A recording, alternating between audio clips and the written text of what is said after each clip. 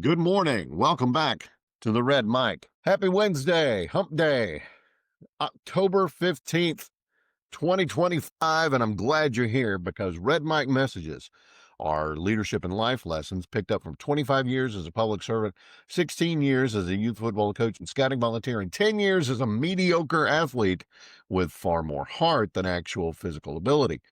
Today's Red Mike message, the edge of burnout. Towards the end of every football summer two-a-days, pads have been soaked day in, day out.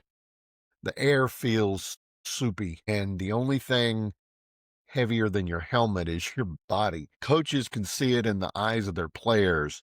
They're they're at that edge between toughness and burnout, between pushing through and and breaking down. Funny story. Okay, I'm gonna do an aside here. In my high school locker room, all of our gear was hung on pieces of bent rebar that were welded into our lockers. And the lockers were all painted red and black and, all of that. Well, the rebar would get worn down on the end and the paint would not be there. And I don't know why. My senior year, I decided that my undershirt, our shimmel shirt, those gray shirts that football players wear under their pads quite often, to keep straps from rubbing them. Uh, I got it in my head that it was somehow going to be good luck. So I didn't want to wash the luck out of it. So my senior year, I kept hanging it on the hook in the same place after practice, soaking, right?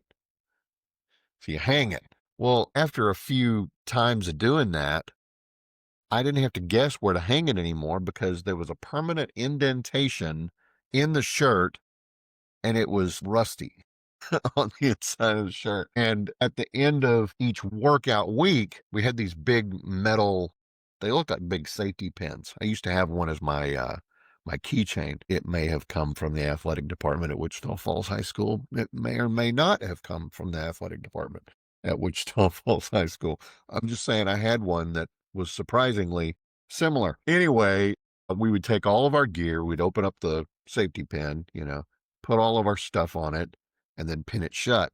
Well, I did that with everything except my shimmel shirt, which, yeah, couple 3 weeks into the season, it was starting to get kind of stiff and crunchy from all the salt. And then one week, on a Monday, I come back and my shimmel shirt is gone, and I've got a note in my locker that said, "Fortner, come see me," and it had a coach's name on it.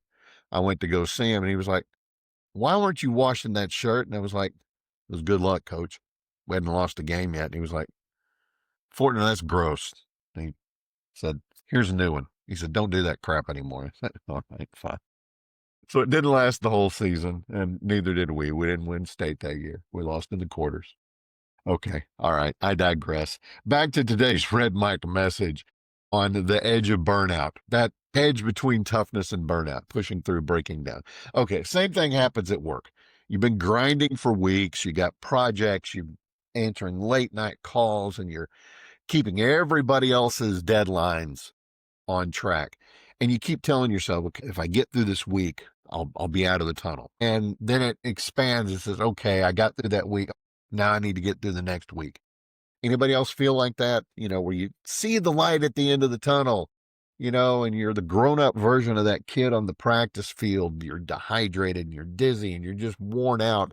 And I just need to keep powering through. Well, eventually you figure out the light at the end of the tunnel, as the story goes.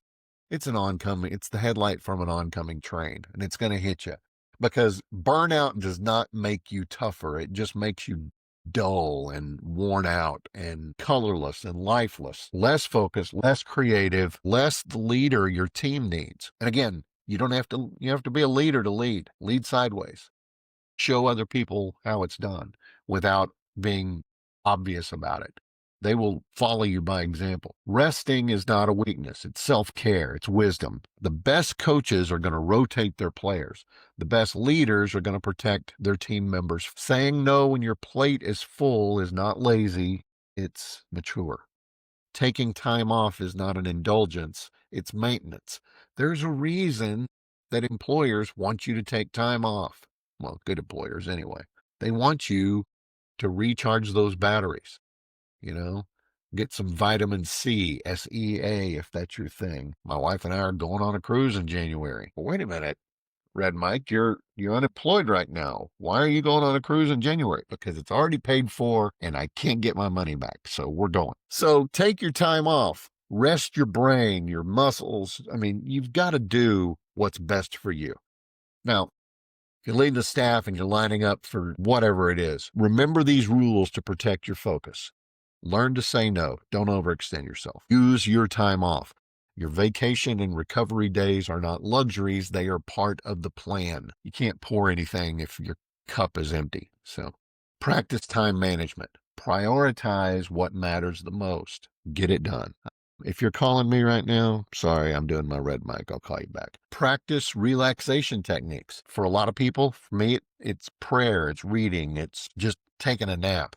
For others, it's breathing or music or stretching or sitting in a quiet room without anything going on. Whatever you need, relax. Embrace a growth mindset. Don't fear your challenges. Reframe them. Reframe your brain. Thank you, Scott Adams. Even failure can be fuel if you use it right. Take regular breaks, walk, stretch, think, reset. My wife and I, when she works from home a couple of days a week, we will take the dogs out in the backyard and let them go do their business and whatnot. And we'll just sit, a little bit of sun, soaking it in, get that vitamin D churning.